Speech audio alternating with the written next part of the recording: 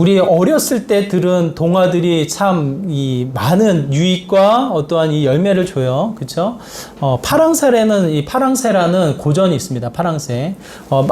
아주 스릴 넘치는 모험을 하면서 또 재미있는 이 어떤 위기를 극복하면서 아이들이 자라나면서 무엇을 찾아 나섭니까? 파랑새, 행복을 찾아 나서면서 여러 가지 스릴 있는 모험을 하게 되거든요.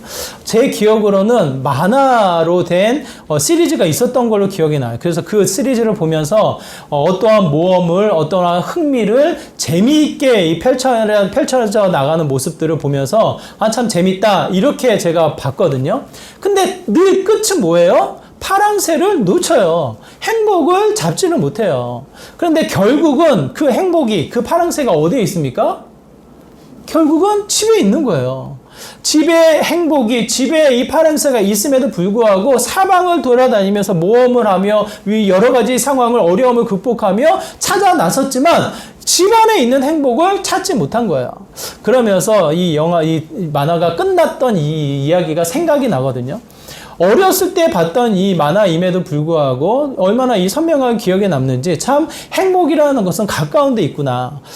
반대로 많은 사람들이 행복을 추구하며 또 우리가 인생을 통해서 기쁨을 누리기 위해서 열심히 살아간다고 하지만 실제로는 수많은 위험, 수많은 모험을 해나가며 이 승리를 거두어 나가는 듯 싶지만 결국은 행복이 잡힐 듯 하면서도 도망가는 거예요.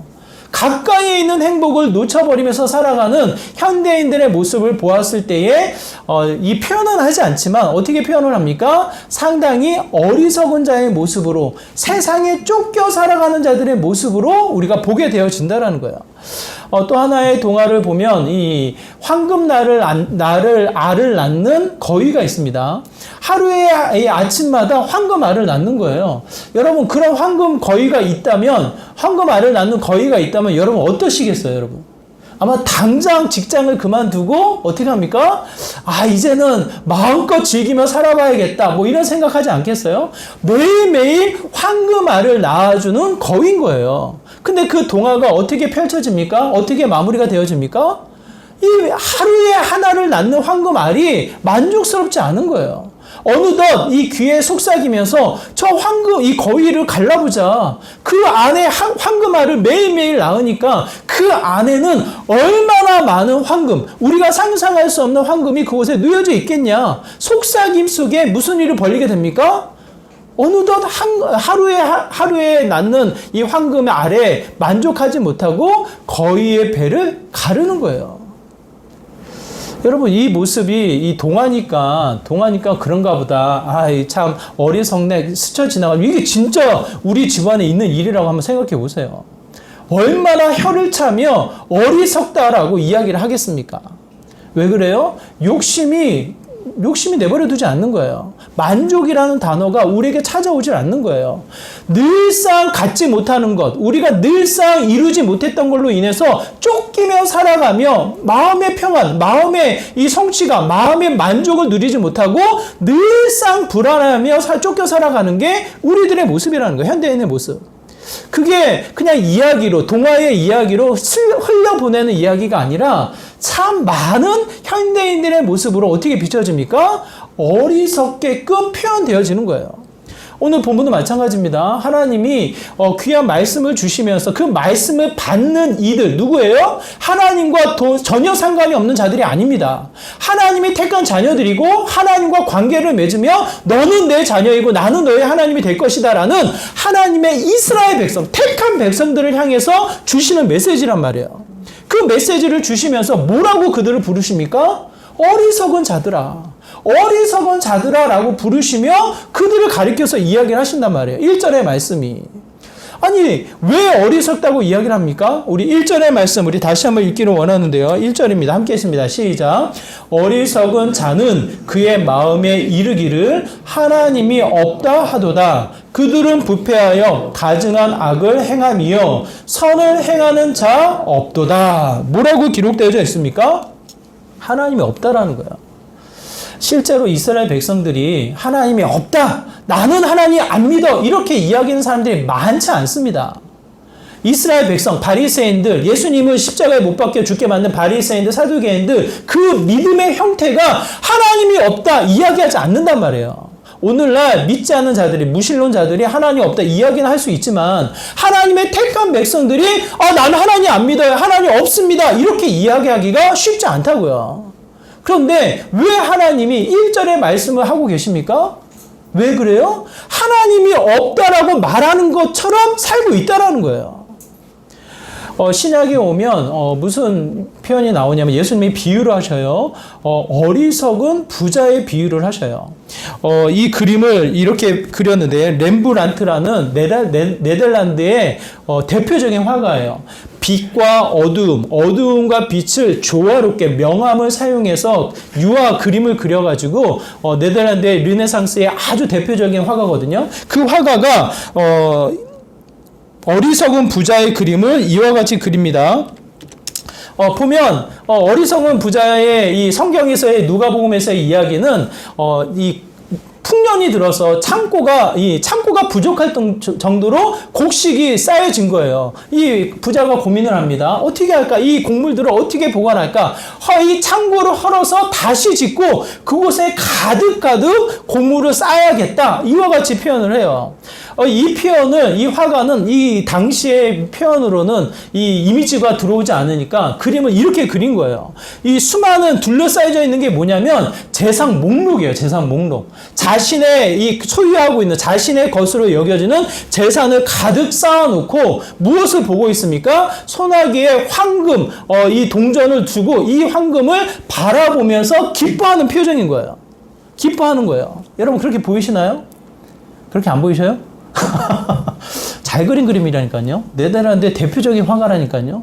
그 마음을 비추는 거예요. 이 둘러싸여져 있는 자신의 소유, 그 소나기에 들어있는 황금을 기쁘게 보이지 않는 촛불로 바라보면서 기뻐하고 있다는 거예요. 근데 이게 하나님이, 이 예수님이 비유로 말씀하실 때 무슨 비유입니까? 어리석은 부자의 모습인 거예요. 뭐라고 말씀하셔요? 누가복음의 말씀에 보면 이렇게 이야기합니다. 하나님이 그 부자를 가리켜서 이야기하시기를 오늘 밤 네 영혼을 도로 찾는다면 그 준비한 모든 것들이 누구의 것이 되겠느냐? 한번 생각해 보라고. 쌓아놓고 가득 소유하고 있고 풍요롭게 여겨지고 있는데 그날 하나님이 부르신다면, 죽음을 맞이하게 된다면 그 쌓아놓은 곡식이 누구 것이 되겠느냐고. 이 화가가 그림을 그리기를 이 촛불을 밝게 그리지 않아요. 어두움과 빛을, 이 명암을 사용해서 그림을 그렸다고 하잖아요. 이 빛이 잘 보이지 않는 거예요. 이 부자가 어떻게 합니까? 초를 들어서 동전을 보고 있습니다. 이 무엇을 상징하냐면 이 불빛이 점점점 꺼져가는 거예요.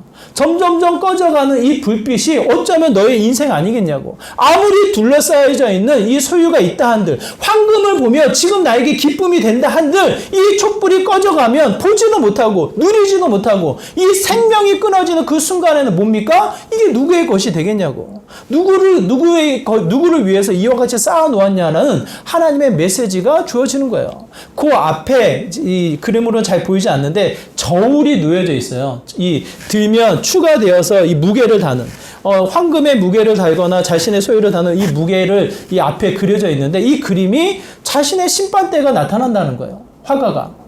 결국은 이 초가 꺼지고 죽음이 찾아오면 자신에게 주어지는 것은 뭐예요? 하나님의 영원한 심판이 찾아오게 된다는 것을 그림을 통해서 표현하고 있다는 거예요. 이 그림이 이 렘블란트가 자신의 모습을 그렸다고 표현을 하더라고요. 자신의 삶이 얼마나 세속적이고 하나님을 믿지만 하나님의 말씀의 권위를 알고 있지만 자신이 마치 이 어리석은 부자처럼 비춰져서 자신의 모습을 그린 거라고 그렇게 고백을 한다고 이야기를 합니다. 저는 굉장한 정직한 자신의 고백이 아닌가라는 생각이 들어요. 하나님을 믿습니다. 정말 소중한 시간 쪼개어서 하나님 앞에 예배로 이 시간에 나왔습니다. 하나님을 찬양합니다. 내 삶의 헌신을 통해서 주님을 섬겨나가는 삶을 우리가 살아갑니다. 그럼에도 불구하고 우리의 삶이 어때요? 세상의 것과 하나님의 것을 견주어서 하나님 없다 말은 하진 않지만 우리의 삶의 형태가 하나님 없는 것처럼 세상의 것을 쫓아 세상의 것을 취하며 세상의 것에 더 많은 이 희열을 느끼며 세상 속에 살아가는 우리들의 모습이 어리석은 부자와 뭐가 다르냐는 거예요.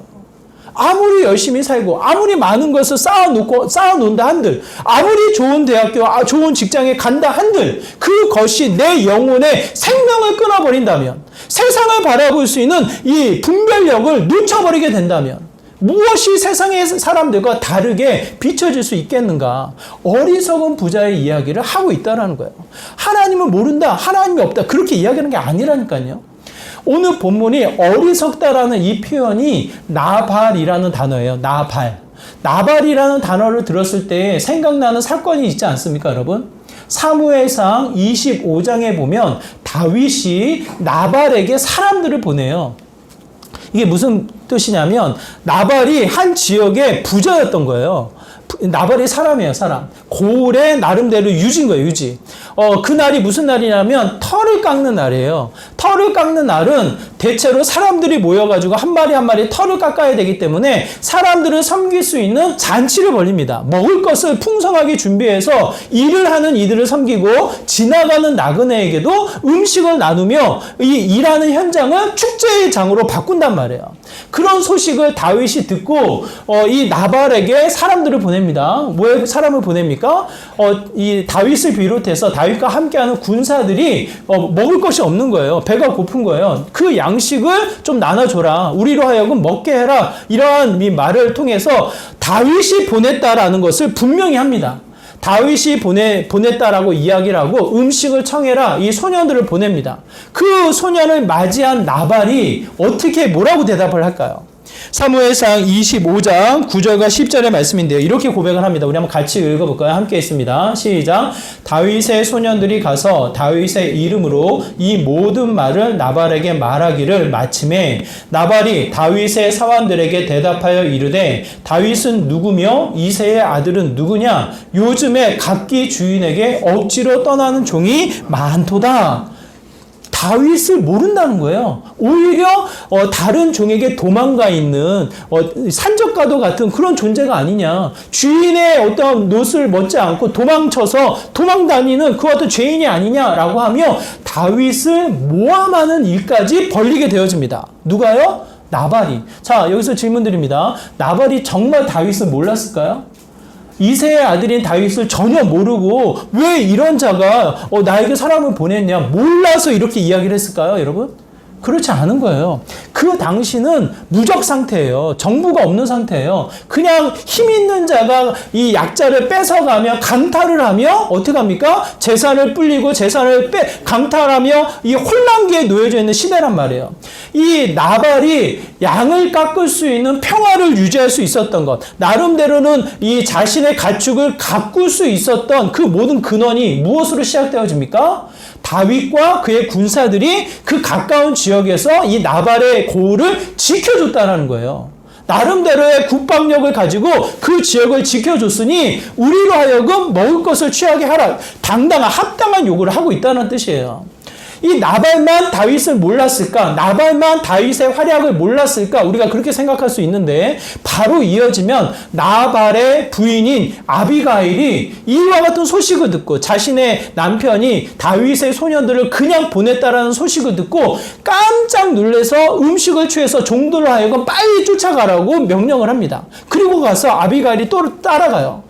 뒤따라가서 무릎을 꿇고 다윗에게 이렇게 고백을 합니다. 사무엘상 25장 25절의 말씀 같이 읽을게요. 함께 있습니다. 시작. 원하옵나니 내 주는 이 불량한 사람 나발을 개의치 마옵소서. 그의 이름이 그에게 적당하니 그의 이름이 나발이라. 그는 미련한 자이니이다. 여종은 내 주께서 보내신 소녀들을 보지 못하였나이다.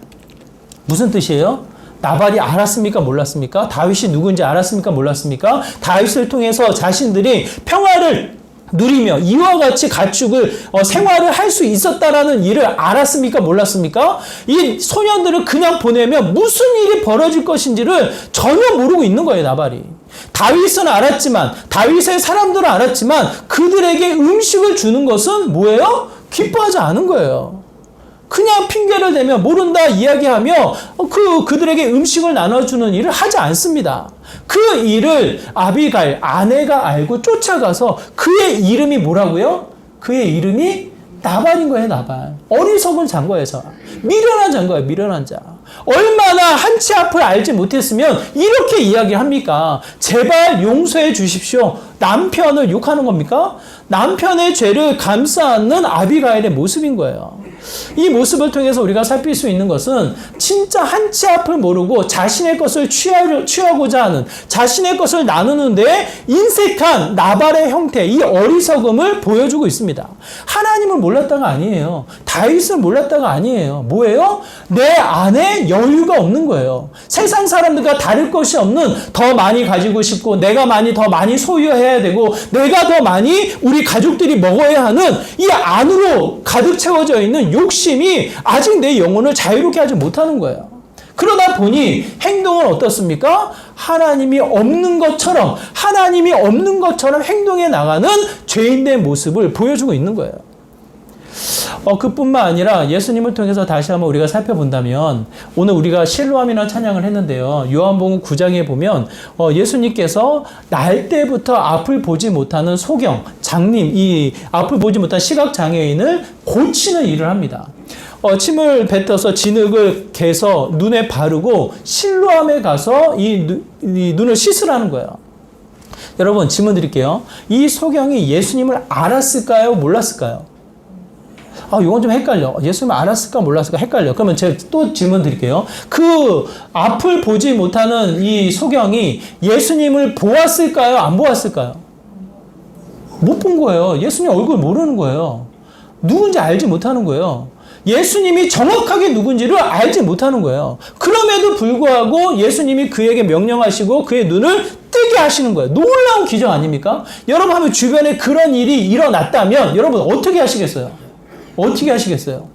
어떻게 눈을 떴냐고, 어느 병원이냐고, 어떠한 사람이 이런 기적을 일으켰냐고, 그 사람을, 그 상황을 듣고 그 사람의 이야기를 궁금해하며 뭔가 그 사람을 통해서 누려지는 능력, 누려지는 재능을 자랑하지 않겠습니까? 관심을 갖지 않겠습니까?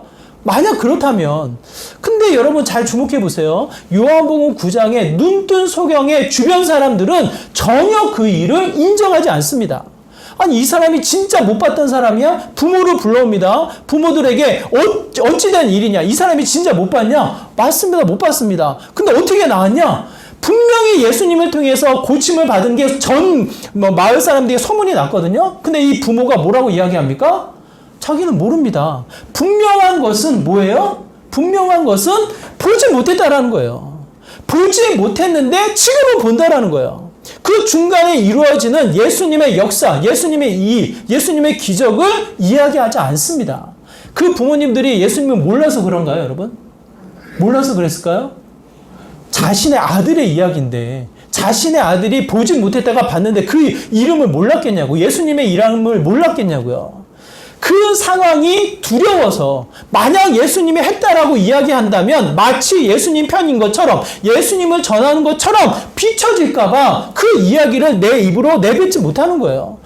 그거는 모른다고. 분명한 것은 보지 못했다가 지금은 보는 거라고 이렇게 이야기를 하는 거예요. 이 눈뜬 소경을 찾아가서 이야기합니다. 너가 어떻게 된 거냐? 그랬더니 뭐라고 이야기해요? 나는 모른다. 누가 나를 눈뜨게 했는지 모르지만 뭐예요? 분명한 것은 내가 보았다라는 거예요. 보았다라는 거예요. 전에는 보지 못했지만 지금은 보았다라는 걸 이야기하는 거예요. 그러면 이 정도면 검증해서 이제 누구를 주목해야 합니까? 누구를 주목해야 돼요? 하나님을 믿는 바리새인들, 하나님을 믿는 이 당시의 이스라엘 백성들이라면 놀라운 역사, 놀라운 기적을 일으키신 또 하나의 한 분을 주목하며 하나님의 이야기를 바라봐야 될 거 아니에요. 구약을 통해서 오늘날 하나님이 어떻게 일을 하셨는지를 꽤 맞추며 예수님이 누구신지를 관심을 갖고 예수님의 이야기를 귀를 기울여 들어야 하는데 인정하지 않아요. 예수님의 이야기를 듣질 않아요. 이게 무슨 뜻입니까? 예수님을 몰랐다, 예수님이 없다 이렇게 이야기하는 것이 아니라 내 삶에 예수님과의 관계를 맺지 않는 거예요. 내 삶에 예수님을 인정하지 않는 거예요. 내 문제 앞에 내가 생각하는 편협된 생각으로 멈춰 있을 뿐이지 예수님 자체를 인정하는 삶을 살아가지 않는 거예요. 그런 자들을 가리켜서 성경은 뭐라고 이야기합니까? 본다고 이야기하는 자가 결국은 심판을 받을 것이고, 보지 못한다고 이야기하는 그 소경이, 그 자만이 진정으로 구원을 받을 것이다라는, 참으로 보는 자가 될 것이다라는 하나님의 아이러니한 이 결과를 우리에게 이야기합니다. 이 말씀이 얼마나 두렵습니까, 여러분? 우리는 보는 자들이잖아요. 우리는 예배하는 자들이잖아요. 하나님을 안다라고 이야기하는 자들이잖아요. 그러면서 우리의 삶을 돌아보면 어떻게 됩니까? 하나님이 없는 것처럼 살아가는, 세상과 사람과 다를 것이 없는, 하나님이 없는 것처럼 살아가는 어리석은 자들의 모습이 곳곳에서 나타나게 된다는 거예요. 하나님을 인정하지 않습니다. 하나님이 내 삶의 주인이라고 인정하지 않아요. 하나님 앞에 예배는 드리지만 내 삶의 문제 앞에, 내 가정의 모든 일 앞에 유일한 중심이고 그분이 내 뜻을 이끌어 나가는 주인 되시다라는 예수님을 인정하는 삶이 나타나지 않는단 말이에요. 그 모습을 통해 하나님이 우리를 보신다면 참 귀한 자녀다 이렇게 말씀하시겠냐고요. 어리석은 자들아 이렇게 이야기하지 않으시겠냐고요. 거기서 어리석다라고 표현하고 끝날 것이 아니라 1절의 말씀을 여러분 가만히 살펴보시기 바라요. 1절 후반부에 보면 뭐라고 기록되어져 있습니까? 1절 후반부에 보면 하나님이 없다라고 이 어리석음을 드러낸과 동시에 그것으로 끝나는 것이 아니라 이 어리석음이 죄의 증폭을 일으킵니다. 뭐예요? 부패하여 가증한 악을 행하며 선을 행하는 자가 있다 없다? 없다라는 거예요, 여러분. 없다라는 거예요. 이게 비례하지 않습니까? 교회가 위축되어지고 점점점 어리석은, 하나님을 믿는다고는 하지만 하나님이 없는 것처럼 살아가는 수많은 그리스도인들이 곳곳에서 나타나면서 결국 무슨 일이 벌어져요? 부패하며 죄된 근성이 곳곳에서 나타나는 일을 보게 되어지잖아요. 예레미야서는 이렇게 고백을 합니다. 예레미야서 17장 9절의 말씀에 보면 이렇게 기록되어 있습니다. 우리 한번 같이 읽어볼까요? 함께 했습니다. 만물보다 거짓되고 심히 부패한 것은 마음이라 누가 능히 이를 알리오마는 나 여호와는 심장을 살피며 폐부를 시험하고 각각 그의 행위와 그의 행실대로 보응하나니 불의로 치부하는 자는 자고새가 낳지 아니한 알을 품은 같아서 그의 중년에 그것이 떠나겠고 마침내 어리석은 자가 되리라. 뭐라고 이야기합니까? 이 자고새 나오잖아요. 자고새. 다른 둥지에 자기 알을 놓고 거기에 이 둥지에 이 알을 품는 것을 기생하다가 결국은 몸짓이 커서 이 새가 먼저 깨어나가지고요. 원래 알들을 다 밖으로 내보내요. 죽여버려요. 자기만 살아요. 그리고 나서 자기가 날 수 있을 때, 자기가 살았을 때는 다른 곳으로 날아가 버리는 거예요. 여러분 얼마나 악합니까? 내가 살기 위해서 다른 알을 죽여요. 내가 살 수 있으니까 이젠 날아가 버려요. 은혜도 모르고 그냥 날아가 버려요. 이와 같이 어리석은 자의 죄된 근성이 마음이 부패해서 죄된 근성으로 나타나게 된다는 거예요. 우리가 문제가 생겼을 때에, 우리의 삶 가운데 원하지 않는 일이 생겼을 때에 어떻게 우리가 행동을 하게 되어집니까? 회피를 합니다. 회피를. 마치 타조가 머리를 숙여서 이 대적이 보이지 않으면 숨는 것처럼 느껴지는 것처럼 그냥 머리만 숨겨놓고 이제 다 해결됐다라고 잊으려고 하는 게 우리 현대인들의 모습이에요. 그렇잖아요. 저는 모르겠어요. 많은 이제 몇몇 분들의 이 이야기를 제가 찾아보니까 술을 마시면서 잊는다 이렇게 표현을 해요. 술을 마시면서 아예 생각하지 않게끔 술을 마시면 잊혀지나요 그게? 모르겠어요. 저는 이렇게 잊혀진다라는 걸 경험하지 못해가지고 또 생각 안 나는 거예요, 여러분? 한순간을 잊기 위해서 술을 마시나? 또 그게 방식이래요. 회피하나 하나의 또 방식이래요. 더 나아가 자신을 해하며 마치 이 생애를 끝내면 모든 것이 끝나느냐 생명을 놓아버리는 일도 나타난다는 거예요. 여러분, 생명을 놓는 일이 얼마나 큰 일입니까? 내 몸을 해하는 것은 굉장히 큰 두려움이에요. 그런데 세상은 발전하고 세상은 더 살기 좋아졌다라고 이야기하는데 점점점 약해져가며 회피하며 피하며 더 나아가서는 자신의 생명조차도 놓아버리는 일들이 곳곳에서 나타난단 말이에요. 믿음의 사람들은 이 자신의 생을 놓는 일이 없습니까, 여러분? 통계를 보면요, 믿는 사람들이나 믿지 않는 사람들이나 똑같이 나타나요. 통계가 믿었다고 해서 그 통계가 낮아지고 믿지 않는다고 해서 그 통계가 높아지는 그 어떤 형태가 나타나질 않아요. 이게 무슨 뜻입니까? 하나님은 있고 하나님을 예배한다고는 하지만 우리의 일상은 세상 사람들과 크게 다르지 않는, 하나님이 없는 것처럼 쫓기며 하나님이 없는 것처럼 때로는 내 삶을 놓아버리는 일들이 곳곳에서 나타난다는 거예요. 알 수 없는 일인 거예요. 정말 속상하고 이 세상을 바라봤을 때, 우리를 바라봤을 때 하나님이 얼마나 어리석다라고 마음 아파하실까라는 생각을 하게 되어집니다. 저와 여러분을 통해서 또 한 번 하나님은 그럼에도 불구하고 멈추지 않으셔요. 2절의 말씀에 보면 우리는 어리석지만 그냥 세상의 것을 취하기 위해서 배를 가르고 세상의 것을 피하기 위해서 내 자신의 여러 가지 형태를 숨고 피하는 여러 가지 모습을 취하고 있지만 끊임없이 하나님은 어떠한 모습을 우리에게 찾아오십니까? 2절의 말씀이에요. 여러분 2절의 말씀 우리 한번 같이 읽겠습니다. 2절입니다. 시작.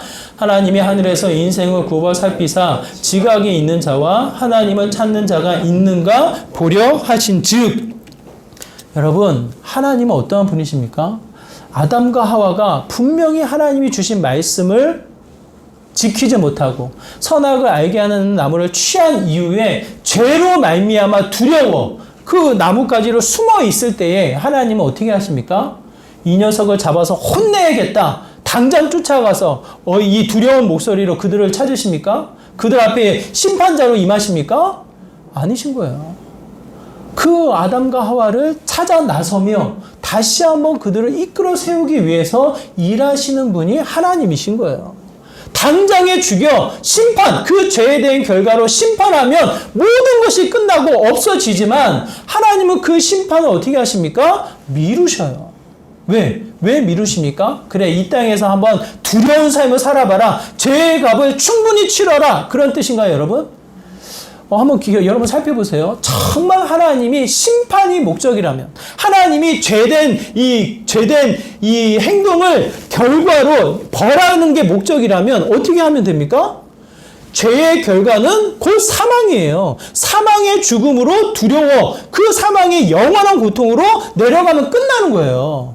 그렇잖아요, 여러분. 이 땅에서 이것도 즐겁고 이것도 재밌고 세상의 것을 즐기다가 마지막에 죽음을 맞을 필요가 없는 거예요. 하나님이 그 죄의 값으로 사망을 치르기 위한 심판이 목적이라면 하나님은 그게 목적이 아니셔요. 하나님의 목적은 뭡니까? 살피시는 거예요. 오늘 본문에 보면 뭐라고 말씀하셔요? 하나의 이미지를 그려보세요. 고개를 숙여 굽혀 살피며 찾으신다, 본다라는 거예요. 이 원어적인 표현을 그대로 보면 여러분, 이 뭔가를 주의 깊게 살피려면 자연스러운 우리들의 모습이 허리를 굽히고 고개를 숙여서 그것을 집중해서 보게 됩니다. 그렇죠, 여러분? 그렇게 되는 거예요. 그게 이 관심 있는 것에 대해 주목해서 찾는 일을 하는 거예요. 우리 희수 형제가 이제 그 군대 가서 퇴소할 때, 이 수료식을 할 때 갔는데요. 정확하게 수를 제가 헤아리지 못했는데 대략적으로 모여있는 사람들을 보면 1000명이 넘는 것 같아요. 1000명이. 1000명이 넘는 수가 운동장에 꽉 차가지고 오열을 맞췄는데요. 그래도 군인이면 발도 맞추고 손도 각도를 맞춰서 좀 이 질서를 정연하게 딱 입장해야 되는데 정말 발도 다 틀리고 손도 제각각이고 심지어는 강대상에 상 받으러 올라가는 병사가 다리하고 팔이 같이 올라가가지고 거기 있는 사람들이 다 웃을 정도로 훈련 다시 받아야겠다 그렇게 이야기하더라고요. 여하튼 뭐 재미있는 장면이 연출이 됐는데 그런 무질서적인, 물론 군인이라 질서가 있었지만 그래도 만족스럽지 않은 그런 모습이었던 거죠. 그럼에도 불구하고 그 자리에 이 간 사람들은 누구를 찾습니까?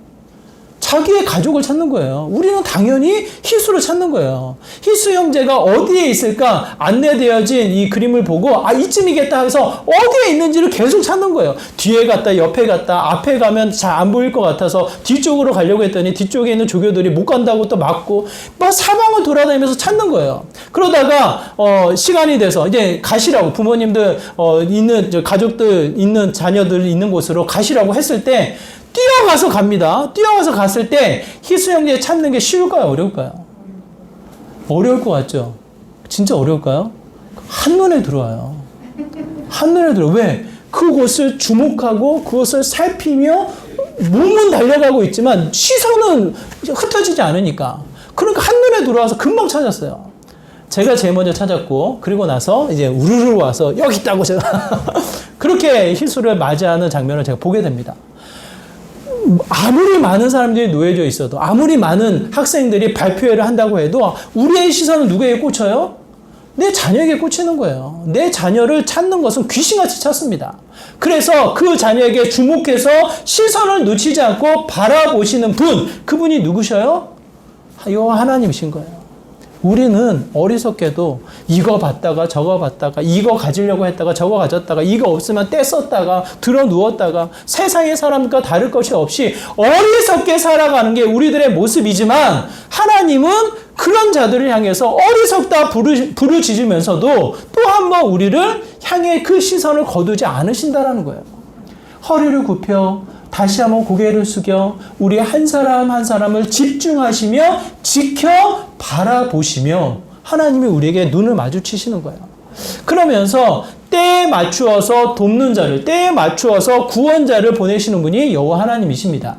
6절의 말씀 우리 같이 읽어볼까요? 6절의 말씀이 이와 같이 고백하고 있습니다. 함께 했습니다. 시작. 시온에서 이스라엘을 구원하여 줄 자 누구인가? 하나님이 자기 백성의 포로된 것을 돌이킬 때에 야곱이 즐거워하며 이스라엘이 기뻐하리로다. 비록 어리석지만 하나님의 일하심으로 말미암아 우리가 다시 한번 안정을 취하며 그분이 주시는 기쁨, 그분이 주시는 즐거움을 누리는 믿음의 삶이 된다는 것을 이야기합니다.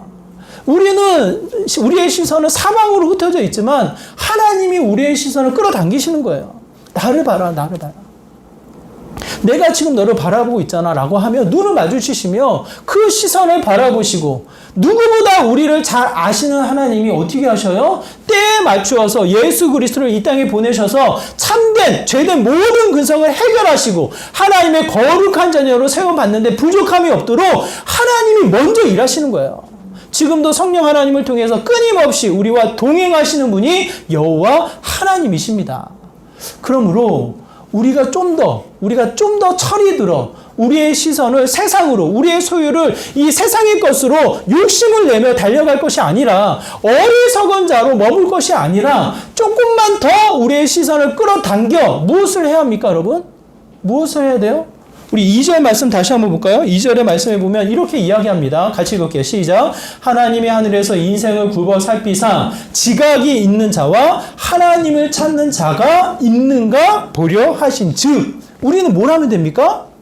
하나님을 찾으면 되는 거예요. 왜? 하나님이 숨어 계시지 않기 때문에. 여러분, 하나님은 빛이십니다. 여러분, 이 방에 뭐 잊어버려가지고 찾으려고 할 때, 한밤중에 어떻게 해요, 여러분? 잃어버린 걸 찾기 위해서 뭘 킵니까? 그냥 불 켜면 되잖아요. 아, 불이 아깝다고 불 켜는 것을 켜지 않고 그냥 어두운 곳에서 손 더듬더듬 거리며 찾는 게 이게 정말 지혜로운 일입니까? 여러분, 가만히 생각해보세요. 지금 내가 살고 있는 우리들의 모습, 바쁘게 살아가고 있는 우리들의 모습, 자녀에게 최선으로 우리가 사랑을 아끼지 않고 헌신하는 우리들의 모습이 어떠한 모습이냐고요. 빛을 비추며 밝게 나를 보고 우리 가정을 살피며 정말 적절한 것을 주고 있냐고요, 여러분. 그냥 세상에 쫓겨서 아니 안 할 수 없으니까 주고 해야 하니까 그냥 하는 형태가 지금 우리들의 삶의 모습 아닙니까? 그게 정말 지혜로운 자의 모습이냐고요. 그렇게 살아왔고 그렇게 자라온 자녀들이 무슨 어떠한 이 모습으로 자라나냐고요. 어쩌면 시간이 지나서 우리가 후회하지 않을까 싶어요. 아, 이게 어리석었구나. 이게 좀 중요한 게 아니구나. 이게 가치가 있는 게 아니구나. 뭡니까? 하나님을 찾는 게 우선되는 거구나. 늘상 동행하며 우리의 삶을 너무나도 잘 아셔서 돕는 자가 되시고 구원자가 되시는 그 하나님 앞에 시선을 맞추게 하는 게 우선이었구나. 이것을 깨달았을 때에 우리가 해야 될 건 뭐예요? 하나님을 찾는 일. 우리의 가정, 우리의 일상, 우리의 삶의 모든 상황 속에 하나님이 계십니까? 안 계십니까? 하나님이 없습니까? 있습니까? 여러분, 하나님 계신 거예요.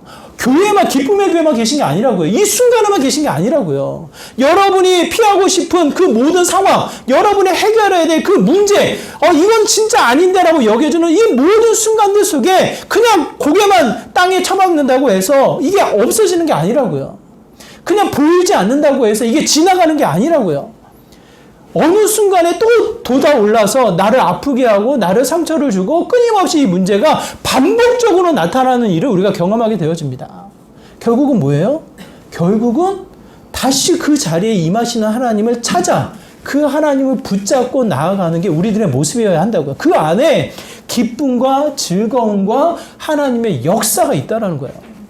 여러분, 이 타조 증후군이 있어요. 타조 증후군. 아까 제가 말씀드렸는데, 그냥 고개만 숙이면 모든 게 이 대적에게 숨었다는 식으로 느껴져서 이제 타조 증후군이라고 하는데, 현대인들도 마찬가지예요. 그냥 고개만 쳐박으면 피하고 숨고 보지 않으면 다 지나간다고 착각을 해요. 근데 여러분, 실제로 타조는 저렇게 숨지 않는데요. 저게 이제 땅을 파먹고 모래로 자신을 소화시키는 일을 하는 거를 보고 사람들이 저렇게 얘기하는 거지, 실제로는 그게 숨는 게 아니래요.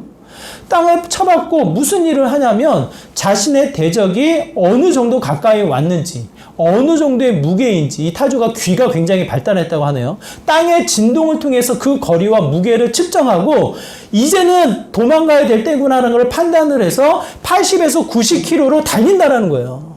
그래서 이 타조가 자신의 생명을 지키는 거지, 그냥 땅을 쳐박고 그냥 가만히 있어서 숨어서 자신의 위험한 상황을 피한다는 게 아니라고요. 그것을 잘못 알고 타조 증후군처럼 피하고 숨어 얼굴만 숨기면, 생각하지 않으면, 보지 않으면 모든 것이 해결되느냐 착각하는 게 우리들의 모습인 거예요. 어떻게 해야 합니까? 진동을 느껴야죠. 어떠한 위기가 지금 찾아오는지, 이 문제가 어떻게 해결될지를 하나님의 임재를 예민하게 반응하며 하나님을 주시하며 이 문제를 달려나가는 때를 찾아 하나님의 때에 맞춰서 80도 90도의 속도로 달려나갈 수 있는 영적인 파워를 키워나가야 하는 거죠. 예민한 거예요. 영적인 싸움이 쉽게 나타난 게, 쉽게 좌우되는 게 아니거든요. 영적인 예민함이 늘상 깨어 있어야 된다고요. 제가 아까도 실로암의 이 예를 들었는데, 그 이야기가 저는 굉장히 두려워요. 저는 보는 자잖아요. 앞이 안 보이는 자가 아니잖아요. 저는 말씀을 전하는 자잖아요. 하나님을 예배하는 자잖아요. 근데 예수님은 본다고 하는 자들이 보지 못하는 거라고, 죄인이라고 그렇게 이야기하신단 말이에요. 뭐예요? 나도 제 자신도 모르게 어리석은 자처럼, 하나님이 없는 자처럼 행동할 수 있다는 거예요. 7월달이 됐으니까 수련회 해야지, 수련회 가야지, 그냥 할 수 있다는 거예요. 방학했으니까 좀 느슨해져야지, 날씨도 덥고 하니까 성경 공부는 그럼 좀 쉬면 어때? 좀 느슨해져야지, 그럴 수 있다는 거예요. 형식과 절차에 따라서 늘상 우리들은 반복되어지는 습관 속에 어떻게 됩니까? 했던 것식으로 그냥 예수님 없이, 하나님 없이도 그냥 편안하게 잘 사는 삶이 된다는 거예요. 하나님 없이도 잘 살 수 있습니까? 없습니까? 여러분, 죄송하지만 하나님 없이도 잘 살아요. 세상 사람들 보면 하나님 없이도 너무 잘 사는 것 같아. 근데 그게 다가 아니라고요. 우리가 생각하는 잘 산다는 개념으로 끝나지 않는다고요. 오늘 보면 우리가 뭐라고 이야기합니까? 시온성에서 나오는 그가 우리가 알 수 없는 이스라엘, 그 유대인 땅에 뭡니까? 기쁨과 즐거움을 주신다는, 그건 모르는 거예요.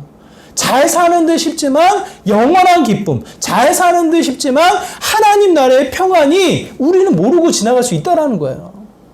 그러므로 우리가 다시 한번 깨어서 우리를 굽혀 살피시는 그 하나님 앞에 하나님을 찾아 하나님을 분별하여 다시 한번 그분을 붙잡아 나아가는 저와 여러분의 삶이 되어야지 않을까 싶습니다. 세상의 어리석음 속에 그냥 똑같이 묻혀가지 마시고 다시 한번 하나님의 지혜자로, 하나님이 찾으시는 자로 세움마다 하나님의 채우심을 누려나가는 저와 여러분의 삶이 되기를 다시 한번 부탁을 드립니다. 세상에 쫓겨 살아간들 무엇이 남겠냐고요. 세상에 높은 자리에 올라간들 무엇이 우리에게 남겠냐고요. 많은 소유, 많은 가치를 내가 가지고 있다 한들 그것이 나에게 몇 끼를, 더 어떠한 기쁨을 주겠냐고요, 여러분. 그게 필요 없다가 아니에요. 필요 없다가 아니에요. 하지만 그게 다가 아니다라는 것을 얘기합니다.